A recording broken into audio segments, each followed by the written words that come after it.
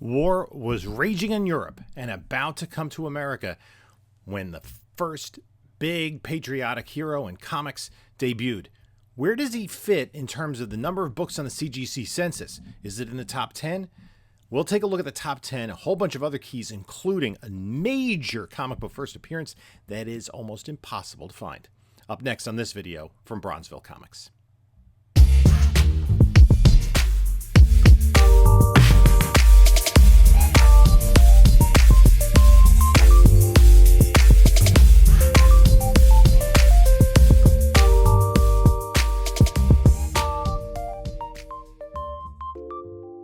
Hello, panelologists. This is Jim from Bronzeville Comics coming to you with another video. And before we get started, please like, comment, subscribe. Check out the description of this video for links to my Instagram, my whatnot, my eBay store, and my email. And if you see anything on eBay that you're interested in, send me an email. We might be able to work something out. So I've been doing this weekly list. We've been working year by year through the books that have the most copies on the CGC census, and I'm talking about universal blue labels. Now, we will mention some of these books, especially this era. We're in 1941. At the end of the year, the U.S. entered the war, so most of these books came out pre-war, but a lot of the major keys will have restored copies because that is what has happened to these books over the decades. So for major keys, we'll kind of mention the number of restored books and where that fits into the top 10. Now, interestingly, the top 10, to get into the top 10 for the previous year, 1940, it took 132 copies. To get into the top 10 for 41, just 138 copies. Not much of a difference. And some of these books don't have a lot of copies on the census. We have a lot of honorable mentions because there are numerous first appearances as comic books were still exploding with new ideas. In 1941, new publishers, new characters popping up on pretty much a weekly basis. So there's a lot of similarities between the top 10 list from 1940, if you watch that video, and 1941. Let's start with the top 10 list, and coming in at number 10 with, as I said, 138 copies on the census is World's Finest Comics number 3. This is the first appearance of the Scarecrow, and World's Finest Comics, the first issue was number 2. Because it was previously titled World's Best Comics. And they were headlined by Superman and Batman, but they never teamed up inside the book.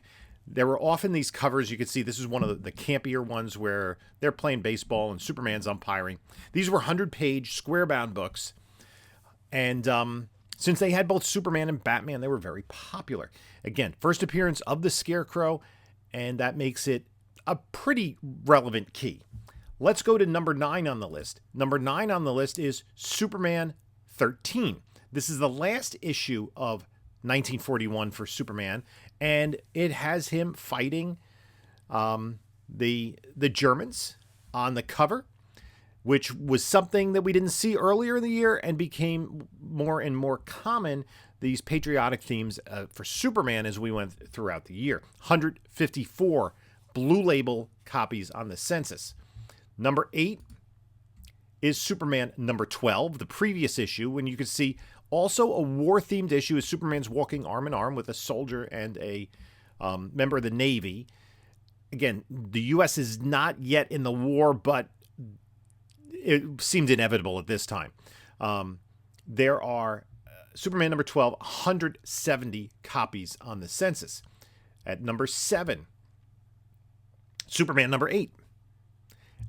This is the first issue of the year, January-February issue, and there are 172 copies on the census. You can see in this one, he's fighting some gangsters, and there's a gasoline fire about to ignite gasoline. We're not at the wartime themes with Superman number 8. 172 copies on the census. At the tie for 5th on the list is Superman number 10.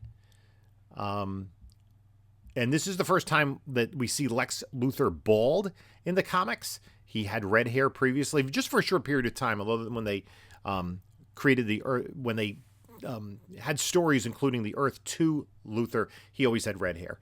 I think there probably was some confusion with Luthor and the Ultra Humanite, who previous to this was a mad scientist who was bald. Anyway, again, this is from mid-year, May, June 1940. There are 199 Blue Label copies on the Census, and Superman is saving a woman who's fallen out of a burning plane. Tied with this, also with 199 copies on the Census, is Superman number 9, with just Superman breaking through this yellow cover. No action real on the cover, but a classic Superman pose. So we've had a lot of Superman. Well, what else are we going to have? Let's go to number 4 on the list, and it's Batman, number 7, with this classic kind of bullseye cover, target cover. There are 219 copies of this issue on the Census. And I'm kind of going through the top 10 because there's a lot of similarity here. Let's go to number 3 on the list, and it's Superman number 11. Again, a yellow cover, Superman breaking chains. No context here. No wartime context, not even any storyline context here. And a lot of these you'll see ads for pages as the key significance, but this is just an early Superman. Superman number 11, 222 copies, Blue Label on the Census. Number 2 on the list is Batman number 5. And there are 240 copies of this on the Census. The key significance said the emblems left off Batman's chest. I don't think that's a big deal, but again, him and Robin fighting gangsters. The 240 copies on the Census. And which book has the most copies on the Census for 1941? And it is a copy of Batman number 6. This red cover with Batman and Robin on the wrecking ball. This has 269 copies on the Census. Now, the top 10 is almost identical to the top 10 from 1940. 1940, the World's Fair comics came in at number 10, and in the 41, World's Finest Comics 3 came in at number 10. And then other than that, the top 9 are all Superman and Batman titles. Not even action or detective, all Superman and Batman. And again, what I posited last month was I think that these were books that were saved because these were characters. These are the two most well-known characters, probably along with Captain Marvel, of the 40s. They had movie serials, radio programs, newspaper strips, toys, all sorts of merchandise. Superman and Batman were household names by the 1940s. So I think it was more likely that people kind of put these away rather than some other titles with characters that weren't as recognizable. And of course, they had big print runs because these were the two biggest characters that DC had at the time. They were the first two to get their own title. We will see a couple of others on this list. And it's just, there are a lot of them out there and a lot saved. And they're two very desirable series for people to collect, so people will get them graded. Let's go to the honorable mentions, and there are plenty of them. So we're going to start with number 11 on the list, 124 copies on the Census. This is World's Best Comics number 1. It was called World's Best with issue number 1. Issue number 2 becomes World's Finest Comics, and I talked about this. This is a 100-pager, square-bound, Superman, Batman, and Robin, always on the cover, but never teaming up inside until the 1950s. And we can see there are other characters, Red, White, and Blue, and Zatara, and I think probably Sandman was in here, and a couple of other features. So, again, DC highlighted this book to showcase their two biggest stars at the time. Let's go to number 12 on the list, and I talked about characters getting their own book, and it's all Flash number 1. Flash following Superman and Batman and getting his own title. There are 123 copies on the Census, which is more than I thought there would be, but I guess there was a big push for this title at the time. He was getting his own book, and it was very heavily advertised through All-Star Comics when he was in the Justice Society that he was leaving the JSA because he had his own book. So all Flash is up there with 123. Now we'll move away from superheroes for just a moment and go to 4-Color Comics number 16. There are 111 copies of this on the Census, and this is the first Mickey Mouse comic book. He had appeared in magazines and giveaways, but this is considered his first comic book appearance where Mickey outwits the Phantom Blot. With 111 copies on the Census and Blue Label, a fairly common book, and of course Mickey Mouse was an enormous property in 1941, one of the most popular characters in America. Might have been the most popular at the time. So that is 4-Color Comics number 16. Again, 111 on the census. At 17th on the list, with 99 copies on the census, is Detective Comics 58. This is the first appearance of the Penguin. He is not on the cover, but a major Batman villain who got a lot more recognition in the last few months with the TV series starring Colin Farrell. If you haven't seen it, I highly recommend it. It is fantastic. But he doesn't have any trick umbrellas or, bird motifs, and, he doesn't have a monocle. He does wear a top hat a couple of times. But, a big major Batman villain, first appearance of the Penguin in Detective 58. Now we're going to go to the big boy, and this is probably, I would say, the biggest book that came out in 1941, and that's Captain America Comics number 1. This classic cover by Jack Kirby and Joe Simon of Cap punching Hitler. And this is from early 1941. This is cover date March 1941, which is months before the U.S. entered the war. Also the first appearance of Bucky Barnes and the Red Skull. There are 97 Universal Blue labels on the census. But, of course, this being such an important book, this is going to be slabbed in all conditions and all varieties, and there are an additional 91 restored copies on the census. If you put that together, it would come in at number 7 on the list. It'd still be behind the Superman and Batman books. And one of the other interesting things about this book, this is most of the books in the late 30s and early 40s were anthologies. Action Comics, Detective Comics, even Flash Comics wasn't a Flash title. He just happened to have the same name as the comic. Adventure, All-American, Marvel Comics. And this is, I think, the first major character to premiere in his own title. Even in the 1960s, that wasn't common. There are very few characters, solo characters, that premiered at number 1 of their own title, but Captain America did that. And again, we're seeing the patriotic theme kind of swell. We're seeing more patriotic characters. We had the Shield the year before from MLJ, and we'll get back to the Shield much later in the list. So still, there are quite a few copies out there of Captain America number 1 compared to some of the other number 1s. And I guess the fact that Marvel was timely at that point in history was already fairly well established. Number 23 on the list with 94 Universal copies is All-Star Comics number 7. And this is the first time that Superman and Batman appear in a story together. They're kind of, reservists in the JSA, and Flash joins them because he's gotten his own book. And this is the final issue of the year. And the next issue, 1942, will be a very big issue, but that is for next week. And it says here on the notes, full page ad for Green Lantern number 1. Well, number 26 on the list is Green Lantern number 1. Shortly after Flash, Green Lantern, out of the pages of All-American, got his own title, a quarterly book. And there are 90 copies of this on the census. Again, a popular character at the time, one of DC's mainstays. And since he was launched in his own title, there were a lot of copies out there. And what happened was the DC was promoting. DC was probably best at all the companies of cross-promotion of their titles, especially because it was All-American and National together. And All-Star Comics was a great vehicle for that with all of these characters, the first super team. And what they did in that title was that as characters got their own title, Flash, Green Lantern, those were really the only two. Nobody left the JSA because they got their own title. After that, they were replaced in the JSA. They didn't have time to be part of the team because they were in their own book with their own stories. And so eventually they got replaced in the All-Star Comics number 8 by Dr. Midnight and Starman, who we will talk about on this list. They pop up. Number 29 on the list with 88 copies on the census is Young Allies number 1.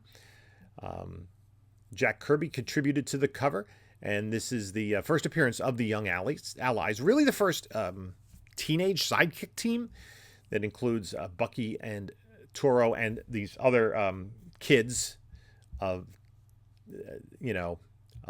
disparate backgrounds, which would become a Simon and Kirby staple with the Newsboy Legion, the Boy Commandos, Boys Ranch, etc. So that 88 copies on the Census. Now, the next one is really interesting because this led to a long-running series that nobody collects. But this is a collectible one because it's very early. This is Classic Comics #1, which is a comic book adaptation of The Three Musketeers. This title eventually became Classics Illustrated, which ran for many years. And there were many reprints of those books, but this is a first edition Three Musketeers, first Classic Comics, 87 Universal Blue Labels. Let's go to a DC first appearance, and that is Action Comics #40, the first appearance of the Star Spangled Kid and Stripesy. They got a preview, 3-page preview in this issue before they headlined the brand new anthology title, Star Spangled Comics. And they were founding members of the Seven Soldiers of Victory. These are characters that still have resonated today with Jeff Johns bringing Stripesy back and having a new Star Spangled Kid. And, of course, that became Stargirl, who had her own TV series. So the characters that are still being used to this day and still being published. Stargirl just had her own miniseries recently, and Stripesy is a big part of her supporting cast. Let's go to Timely for number 34 on the list, and it is a copy of Submariner Comics #1, his first solo issue, 82 blue labels on the Census, and this is highlighted by an Alex Schomburg cover, these disproportionate covers where Submariner is large enough to shake all these Nazis off a U-boat. That was kind of one of the tropes that Schomburg would use in a lot of his covers, in addition to being very busy. This isn't as busy as some other ones, and we get the Angel here as a backup. In Submariner didn't entirely own his own comic book, but the Angel had 20 pages of action as opposed to 40 pages for the Submariner. Let's go to Fawcett Comics and a major first appearance of a character that was in the movies a year ago, and that is Wiz Comics #25. And this is the first appearance of Captain Marvel Jr. And it is a story that continued into Master Comics, which is a first story that continued across multiple parts across different titles. So, again, Captain Marvel Jr. has the powers of Captain Marvel, and that Freddie Freeman character. Not only did he win the World Series MVP, but he was a big part of both of the Shazam films and still is part of the DC mythos. Going to go to a forgotten character and a forgotten publisher, but an interesting book nonetheless. And this is Daredevil Battles Hitler #1. Led to Daredevil getting his own title after this. He had previously appeared in Silver Streak #6, I believe, was his first appearance. There are 71 copies of this on the Census. Hitler cover, the Silver Streak, and Daredevil are battling Hitler. And this is from Lev Gleason Publications, a Charles Bureau cover. And Daredevil, you see on the right-hand side, is the character with the multicolored blue and red costume. He fell into the public domain after Lev Gleason stopped publication in the 1950s. Let's go to some funny animals and some very popular ones. Looney Tunes and Merry Melodies #1, 69 Universal Blue Labels. At least this particular copy appears to be magazine-sized. I don't know if they all are. This is the first comic book appearance of Bugs Bunny, Daffy Duck, Porky Pig, and Elmer Fudd, and probably a few other minor characters. These characters were already established in their own cartoon shorts, and so, but this is pretty early, and this Bugs looks different. If you watch the Bugs Bunny cartoons, he does change probably about 1942, 43 in the cartoon shorts. He changes his appearance, although Elmer Fudd here at the top with the hat on, he's like the little Elmer, rather than early on he was like a rather corpulent Elmer. Let's go to back to Timely for number 53 on the list, and this is Captain America Comics #3, 68 copies on the Census.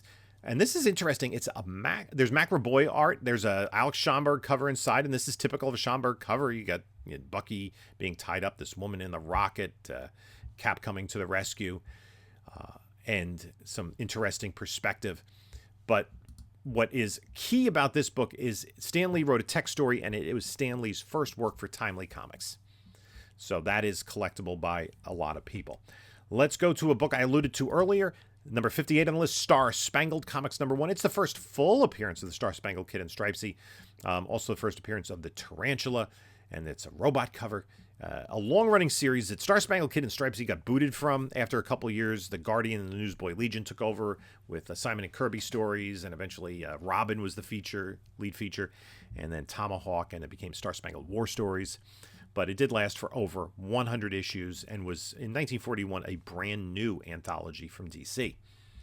Let's go back to Timely. Number 60 is All Winners Comics #1. And it's the first appearance of the All Winners Squad, which was essentially Timely's answer to the Justice Society. There's 63 Universal Blue Labels on the Census. And we can see Captain America, Bucky, Human Torch, Toro, Submariner, the Angel, and the Black Marvel.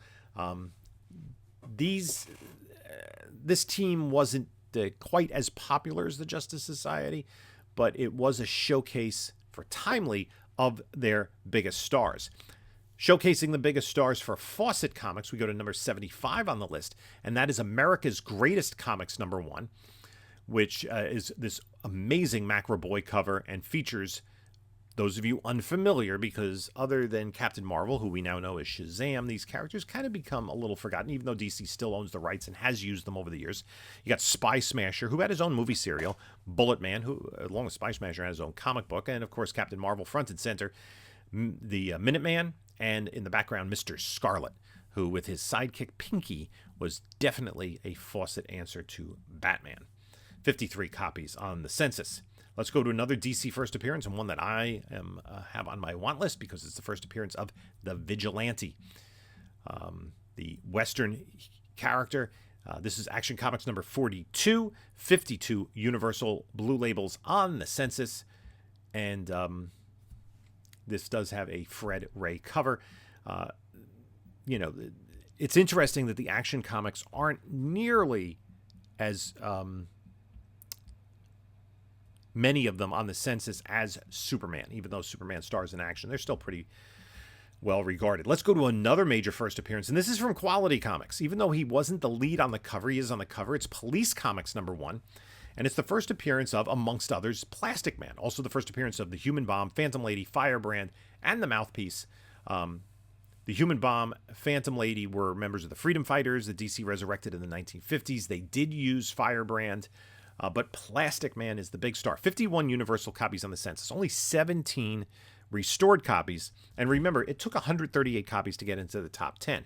So Quality was just getting into the superhero game. They had Dollman in 39 and some more characters in 1940. One of the advantages is the cover artists that they often had. They had a lot of Lou Fine covers, Reed Crandall, Paul Gustafson.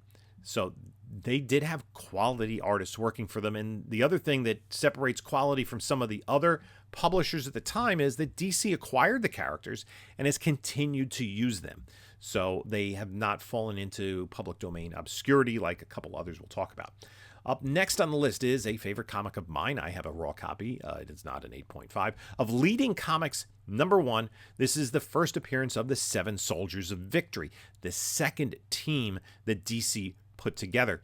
Now, they weren't referred to as the Seven Soldiers of Victory on the cover because they don't have 7 of them. We have Vigilante, Green Arrow, Star Spangled Kid, Shining Knight, Speedy, and Crimson Avenger. Stripesy didn't make the cut. He doesn't make the cover. This, though, is the first cover appearance of the Green Arrow and Speedy. And I believe the Shining Knight as well, and Vigilante. Definitely Vigilante's first cover. So this team ran for 14 issues in Leading Comics before it became a Funny Animal book, and they were resurrected by the DC in the 1970s. This was under the All-American banner, and right before there was a schism between the two companies, and it showcased mostly characters that premiered in 1941. Other than the Crimson Avenger, these characters all premiered in the months leading up to Leading Comics #1. But They were taken from different titles. Vigilante came from Action, Star Spangled Kid and Stripesy from Star Spangled Comics, Green Arrow and Speedy from More Fun, Crimson Avenger from Detective, and the Shining Knight from Adventure. So they're all from different comics. 5 favorite features. So DC kind of highlighted all of those. Let's look at Timely again. Number 94 on the list is a copy of USA Comics number 1, 47 copies on the Census. And this has the first appearances of the Wizard and Miss Liberty, also Rocket Man and Jack Frost. The Wizard and Miss Liberty were bigger characters in the Marvel Comics in the 1970s. They were mainstays in the Invaders comics, and they also, for a time, were thought to be the parents of Scarlet Witch and Quicksilver. That was retconned later on. Would have made sense. Wizard, he's basically a Flash clone. There's another Flash clone coming up later. Now, coming up next on the list, and this next book is a big, big key, and it's one of the books that I really want because it's 2 of my favorite characters' first appearances. It is More Fun Comics number 73, the origin and first appearance of Aquaman and Green Arrow and Speedy. 2 features, 3 characters, major first appearances. Those 3 characters, right? We have to keep Speedy with Green Arrow. He never really had his own solo books. But Aquaman and Green Arrow were mainstays of DC Comics as backups, and along with Superman, Batman, and Wonder Woman, they were the only characters that continued from this point in time, from the Golden Age, all the way through into the Silver Age. They were slightly tweaked, but never rebooted. They looked the same in 1965 as they did in 1941, and this is a major number 1. There are 39 blue labels on the Census and 26 restored. So only 65 copies on the Census of More Fun Comics number 73, which is a major key. And it's quite an expensive book, so in almost any grade, it would be worth submitting to CGC for grading. Let's look at the next one, which is also a first appearance, but not as big a one. And that is More Fun Comics number 71, the first appearance of Johnny Quick. Johnny Quick did last for a long time. He made the transition along with Green Arrow, Superboy, over to Adventure Comics when More Fun went to Funny Animals in 1946, I believe it was. There are 38 copies of this on the Census. Johnny Quick, also a Flash clone, a guy who could run fast. He could also fly. DC used him frequently in the Silver and Bronze, but really brought him back in the 1980s as a premier member of All-Star Squadron. Let's go to stay with DC and go with number 127 on the list. Another major first appearance, Adventure Comics number 61, the first appearance of Starman, who was a member of the Justice Society of America. Any JSA first appearance is a major one, and he also gets the cover of Adventure Comics number 1, which was unusual for characters to jump into the cover on their first appearance. But Jack Burnley did the cover here, created Starman, and of course Starman, different iterations of him over the years, some related to this character, some not. There are, 37 copies on the Census, 20 in Blue Label, another 27 restored. So about the same number as More Fun 73. Let's go to another first appearance, a character that I mentioned earlier, and that's Adventure Comics 66, the first appearance of the Shining Knight. There are 36 copies of this on the Census. This is coming 5 months later, and Starman still maintains his spot on the cover. The Shining Knight was a backup into the 1950s, but some of his later adventures were illustrated by Frank Frazetta. So for that reason, some of his later adventures are fairly popular. Now let's talk about another publisher that we haven't talked about before, and a first appearance of a character. This is Exciting Comics number 9, which is the origin and first appearance of the Black Terror. There are just 32 copies of this universally on the Census. This is from Nidor Publications. And the Black Condor was a major character in the 1930s. I'm trying to think the Elmer Wexler cover. Some of the covers for his appearances, not only in this, but he did have his own title, were drawn by Alex Schomburg. And interestingly, some of the stories, the Black Terror stories in the Golden Age, were written by Patricia Highsmith, who would later on become a novelist. Her best-known work is The Talented Mr. Ripley, which has been adapted into a couple of films, or a film and a TV series. So, yeah, the Black Terror is a character that does come back. He's a public domain character. Dynamite has used him in recent years in stories, and kind of a striking costume there with the black costume with the skull and crossbones. More seems like a villain than a hero, a lot of people mention, but he was the big hero for Nedor Publications. Let's go back to DC, another JSA first appearance, and that is All-American Comics 25, the first appearance of Dr. Midnight, who, with Starman, joined the JSA in All-Star Comics number 8 in the beginning of 1942. Dr. Midnight really didn't get cover appearances. He was in the cover of All-Star Comics 8. That's his first cover, so that doesn't really stand out as a key.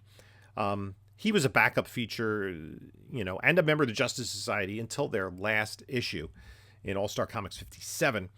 31 copies of this on the Census, which ties us with our next book. We're going to go back to quality and another major property, not a superhero, but a character that DC acquired and has kept in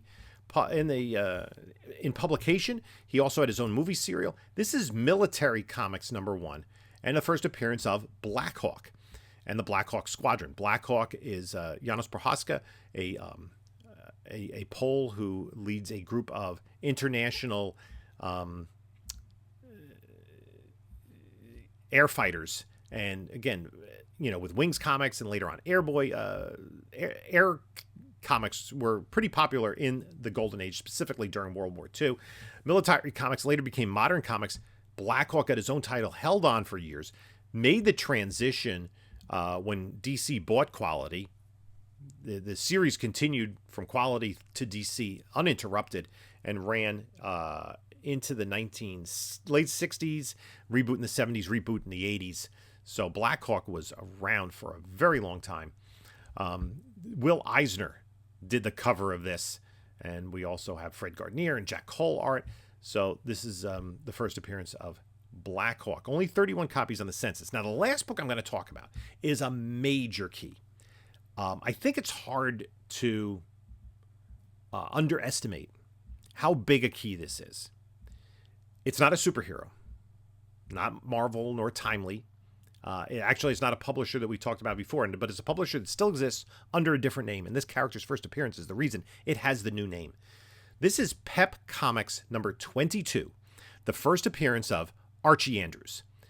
This is by MLJ Magazines in 1941. There are only 21 blue labels on the Census, an additional 16 restored copies, so only 37 copies on the Census of Pep 22, the first appearance of Archie. Of course, MLJ Magazines later became Archie Comics, and Archie is as well-known a character as comic books have produced, pretty much. Cartoons, the Riverdale TV series, numerous comic books, a hit single in the late 1960s from the Archies, just a huge part of popular culture. And he had his first appearance here. And again, only 37 copies on the Census. And we talked about in 1940 some of the big first appearances, like the first appearance of the Spectre, the first appearance of Captain Marvel, and the first appearance of Green Lantern, which are ghosts. There are only like 30 some odd copies on the Census blue label, and maybe another 30 or so, maybe less than 70 copies on the Census of those. This is a year later, and there are less than 40 copies on the Census. So this is an incredibly difficult book to find. Sought after by collectors because it is the first appearance of Archie, and there are plenty of Archie collectors. Again, a huge part of comic book history, and a very, very hard book to find. So we're going through the Census, and just to kind of wrap it up, we're seeing a lot of characters premiering in 1941. It will continue in 1942. There are plenty of characters that came onto the scene in 1942. And it'll be interesting to see how the trends continue. Superman and Batman, in their own solo titles, absolutely dominating the lists for 1940 and 1941. What will happen in 1942? Well, let me know what you think about this in the comments below. You could take a look at a couple of my other videos here. And this is Jim saying until next week, same bat time, same bat channel. But until then, enjoy your comics.